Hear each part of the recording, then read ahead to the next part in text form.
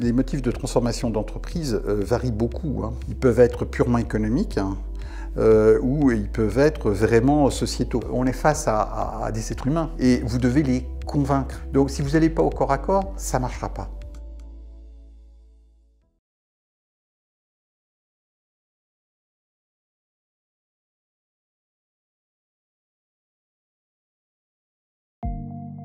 Bonjour, je suis Dominique Poissonnet, je suis le dirigeant d'une structure de consulting dédiée à la transformation des entreprises qui s'appelle Alaska Consulting. Mon expérience est celle d'un dirigeant d'entreprise bancaire et financière internationale qui ont conduit des projets de transformation importants.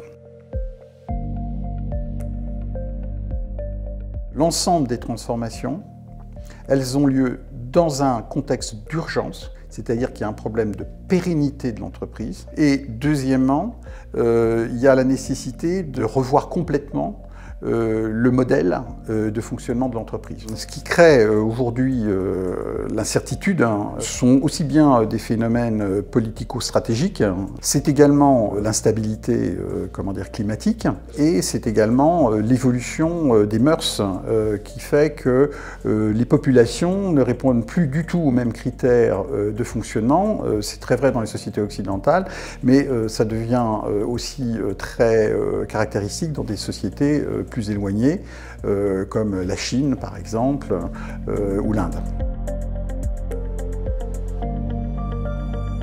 Les valeurs traditionnelles de l'entreprise, c'est quoi? C'est la productivité, bien entendu, et puis c'est la profitabilité, d'accord? Donc c'est très très basique. Ça veut dire que les priorités sont axées sur ce qui va faire gagner le plus d'argent. Les valeurs aujourd'hui des jeunes générations sont complètement différentes. Déjà, il y a une conscience de la destruction de l'environnement humain qui est considérable. Les jeunes générations qui sortent d'écoles, grandes écoles ou autres, en fait, refusent de rejoindre des entreprises qui n'ont pas, par exemple, de politique RSE. Et ça touche toutes les couches de la société, pas du tout les élites uniquement de la société, ceux qui ont fait Polytechnique, ceux qui ont fait Sciences Po, etc., ceux qui ont fait HEC.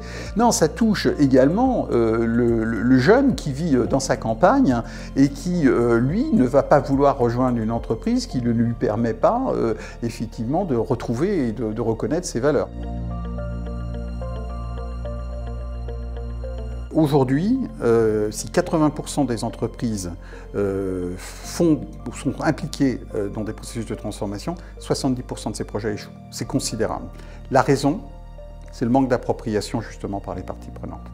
C'est la raison pour laquelle embarquer les parties prenantes est fondamental. Une entreprise sont des êtres humains, d'accord? Donc ça veut dire nécessairement que vous vous adressez aux partenaires de l'entreprise. Alors les partenaires de l'entreprise, ça va être les personnels, bien entendu, mais ça va être aussi les clients, ça peut être les fournisseurs, d'accord, ça peut être les actionnaires, etc. On peut aller encore plus loin, en fait, dans le cercle. Et les parties prenantes, ça peut aller jusqu'au monde politique, par exemple.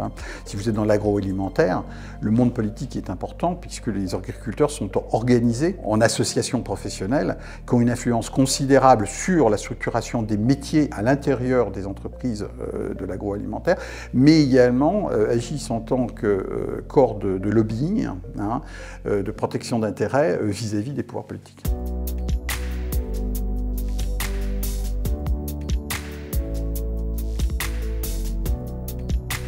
Alors, la production du sens, c'est vraiment le levier le plus fondamental. C'est ce qui va donner la vision pour le futur, basé sur les valeurs de l'entreprise. Les projets qui ont le mieux réussi, que j'ai pu diriger, sont les projets où, dès l'origine, en fait, dans le cadre d'enquête du personnel, donc en touchant le maximum de personnes, on a demandé quelles sont les valeurs de l'entreprise selon vous? Et là, vous avez une remontée qui va être un résultat en général convergent, c'est ça qui est très intéressant, qui est produit par l'ensemble de l'entreprise. Comme ils ont construit cette vision pour le futur, eh bien, ils savent de quoi ils parlent, et quels que soient les obstacles, il y aura toujours ce cap qui sera cette vision pour le futur. Et même s'ils doivent faire un détour, ils sauront où ils vont et donc ils feront le bon détour.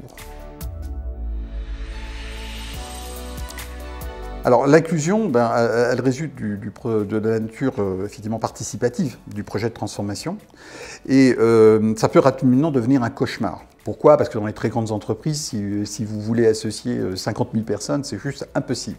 Quand vous avez des grandes entreprises multi-sites, multi-pays, etc., avec par exemple des commerciaux itinérants, comment vous faites? Alors là, il faut utiliser le levier digital. Et en particulier, c'est ce que j'ai eu à faire, par exemple, dans ce groupe de financement d'agroalimentaire, où effectivement, les spécialistes de l'investissement, en fait, des gens qui circulaient partout en France, à l'étranger, sur différents continents. Et pour vraiment qu'ils continuent à contribuer au projet, en fait, ce qu'on a fait, on a mis en place tout simplement une architecture de type partagé. On a mis en place un réseau social également. Et ça a permis d'inclure, en fait, y compris des populations qui, normalement, auraient eu du mal à s'intégrer dans ce processus et qui, pourtant, étaient fondamentales dans la création de valeur de ce projet de transformation.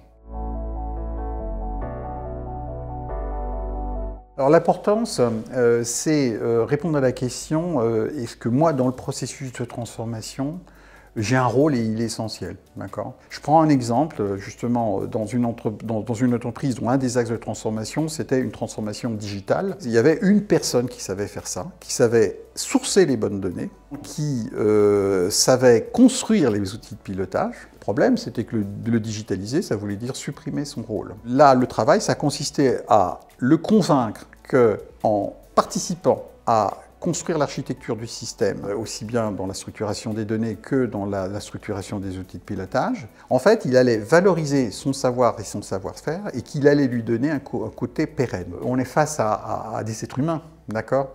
Et vous devez les convaincre, d'accord? Vous devez emporter leur adhésion. Donc, si vous n'allez pas au corps à corps, ça ne marchera pas. Le sentiment d'appartenance, c'est basé sur le fait que tout individu a besoin d'une communauté. Parce qu'en appartenant à une communauté, il va avoir reconnaître son propre statut et en plus, il va pouvoir bénéficier de la force de la communauté. Toujours dans l'entreprise du manager dont je vous ai parlé, qui était le manager clé, eh bien dans cette entreprise, il y avait en fait un opposant au projet de transformation. Cet opposant, c'était la directrice financière. Le manager dont je vous parlais dépendait de cette directrice financière. Mais finalement, le manager à qui on avait expliqué son importance dans le processus, continuait à être solidaire du projet. Le fait qu'il appartienne à cette communauté et qu'il ait eu le sentiment d'appartenir à cette communauté, ça lui donnait une force personnelle très supérieure. Parce qu'il n'était pas seul face à son manager, mais il était soutenu par une communauté qui avait une vision. Alors, la création de valeur pour soi, c'est permettre à l'individu qui participe au projet de transformation de se dire mais qu'est-ce que ça va apporter avec moi? À moi.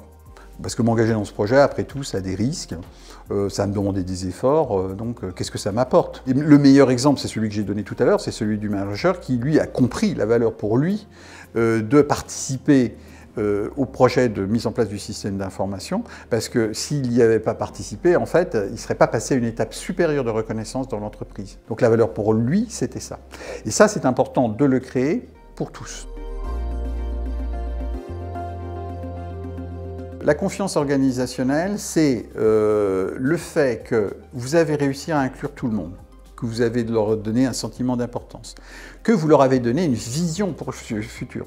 Tous ces éléments-là vont vous permettre de construire la confiance organisationnelle, c'est-à-dire la confiance dans le projet et dans les promoteurs. Et ça, c'est vraiment le résultat de tout le reste. En fait, notre environnement est devenu tellement incertain. Finalement, l'ensemble de la société a besoin de se transformer. Aujourd'hui, les sociétés occidentales sont traversées par ces changements fondamentaux. Les hommes politiques devraient apprendre à utiliser les fondamentaux de l'engagement. Je pense qu'effectivement, c'est plus un sujet sociétal aujourd'hui, la transformation, que simplement un sujet d'entreprise.